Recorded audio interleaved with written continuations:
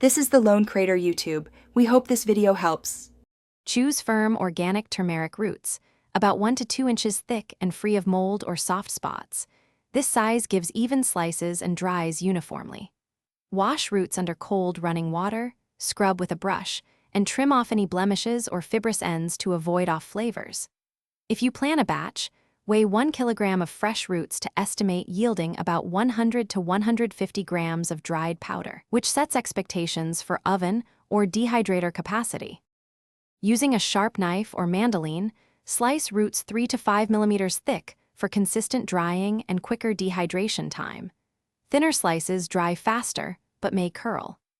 Blanch slices in boiling water for 2 minutes to set the color and reduce enzymes, then immediately cool in ice water to stop cooking and prevent flavor loss. Arrange in a single layer and dry slices at 120 degrees F, 49 degrees C, in a dehydrator or oven until brittle.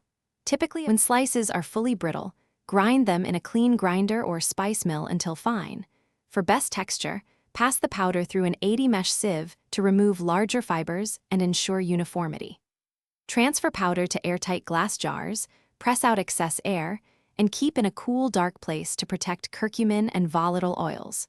Properly stored, homemade organic turmeric powder will remain flavorful for up to 1 year. Label jars with the production date and batch weight to track freshness and yields.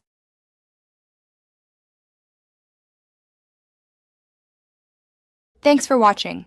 Consider subscribing if we helped you.